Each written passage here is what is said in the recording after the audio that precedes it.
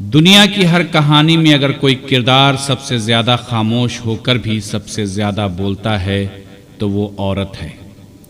وہ جو کبھی ماں بن کر اپنی نیند قربان کرتی ہے، کبھی بیٹی بن کر گھر کی رونق بنتی ہے، کبھی بہن بن کر محبت کا سایہ دیتی ہے اور کبھی بیوی بن کر ایک اجنبی کو اپنا سب کچھ مان لیتی ہے۔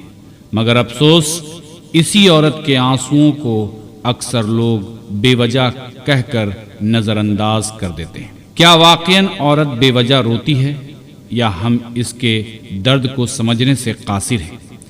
یہ مضمون صرف ایک تحریر نہیں بلکہ ایک آئینہ ہے جس میں ہم اپنی سوچ، اپنے رویے اور اپنے معاشرے کا چہرہ دیکھ سکتے ہیں۔ عورت کے آنسو کمزوری نہیں، طاقت کی علامت۔ عورت کے آنسو کمزوری کی دلیل نہیں ہوتے بلکہ یہ اس کے اندر چھپی ہوئی طاقت کا اظہار ہوتے ہیں۔ وہ جب روتی ہے تو دراصل وہ اپنے دل کا بوجھ ہلکا کر رہی ہوتی ہے تاکہ پھر سے کھڑی ہو سکے، پھر سے مسکرا سکے، پھر سے دوسروں کے لیے جینے کا حوصلہ جمع کر سکے۔ اسلام نے عورت کے ان جذبات کو سمجھا، انہیں عزت دی اور اس کے مقام کو بلند کیا۔ اسلام وہ پہلا دین ہے جس نے عورت کو وہ عزت دی جو صدیوں تک کسی نے نہیں دی۔ نبی کریم صلی اللہ علیہ وسلم نے فرمایا، تم میں سب سے بہتر وہ ہے جو اپنی عورتوں کے ساتھ اچھا سلوک کرے۔ یہ جملہ صرف ایک نصیحت نہیں بلکہ ایک مکمل ضابطۂ حیات ہے۔ اسلام نے عورت کو صرف ایک رشتہ نہیں بلکہ ایک مقام دیا ہے۔ ماں کے قدموں تلے جنت رکھی گئی، بیٹی کو رحمت کہا، بیوی کو سکون کا ذریعہ بنایا گیا۔ یہ وہ مقام ہے جو کسی اور نظام نے عورت کو نہیں دیا۔ ماں وہ ہستی ہے جو کبھی بدلہ نہیں مانگتی۔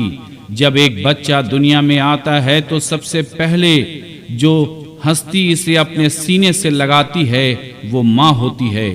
وہی ماں جو 9 مہینے تک تکلیف برداشت کرتی ہے، جو اپنی نیندیں قربان کرتی ہے، جو اپنی خواہشات کو اپنے بچوں کے لیے ختم کر دیتی ہے اور بدلے میں صرف ایک مسکراہٹ چاہتی ہے۔ مگر افسوس، ہم بڑے ہو کر اسی ماں کی آنکھوں میں آنسو دے دیتے ہیں اور پھر کہتے ہیں وہ تو ویسے ہی روتی ہے۔ بیٹی گھر کی رحمت، بیٹی اللہ کی وہ نعمت ہے جو گھر میں خوشیاں لے کر آتی ہے۔ نبی کریم صلی اللہ علیہ وسلم نے فرمایا، جس کے یہاں بیٹیاں ہوں اور وہ ان کے ساتھ اچھا سلوک کرے تو وہ اس کے لیے جنت کا ذریعہ بنے گی۔ بیٹی صرف ایک رشتہ نہیں بلکہ ایک دعا ہوتی ہے۔ وہ اپنے ماں باپ کے لیے سکون ہوتی ہے، اپنی ماں کی سہیلی ہوتی ہے اور اپنے گھر کی روشنی ہوتی ہے۔ مگر آج بھی ہمارے معاشرے میں بیٹی کو بوجھ سمجھا جاتا ہے۔ یہ سوچ بدلنی ہوگی۔ بیوی سکون کا دوسرا نام اللہ تعالیٰ نے فرمایا، اور اس کی نشانیوں میں سے ہے کہ ہم نے تمہارے لیے تم ہی میں سے بیویوں کو پیدا کیا تاکہ تم ان کے پاس سکون حاصل کرو۔ بیوی وہ ہوتی ہے جو ایک اجنبی گھر کو اپنا گھر بناتی ہے، جو اپنے خواب چھوڑ کر کسی اور کے خواب سجانے لگتی ہے، جو ہر مشکل میں اپنے شوہر کا ساتھ دیتی ہے، مگر بدلے میں اسے کیا ملتا ہے؟ اکثر نظر انداز ہونا، اکثر ناقدری۔ عورت معاشرے کی بنیاد۔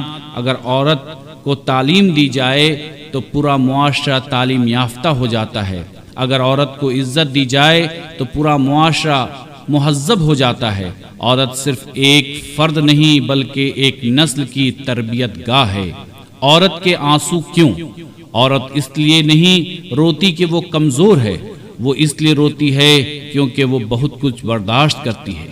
وہ سب کو خوش رکھنے کی کوشش کرتی ہے، وہ اپنے درد کو چھپاتی ہے اور جب برداشت کی حد ختم ہو جاتی ہے تو آنسو بہہ جاتے ہیں۔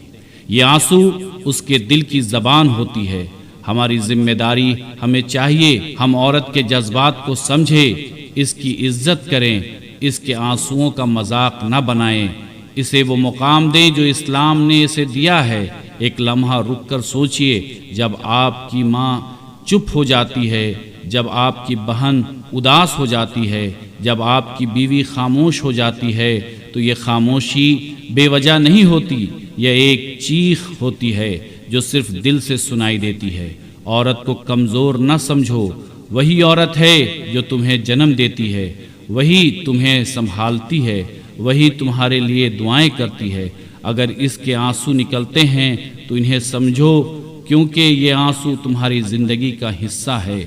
دعا ہے اللہ ہمیں اپنی ماؤں، بہنوں، بیٹیوں اور بیویوں کی عزت کرنے کی توفیق عطا فرمائے۔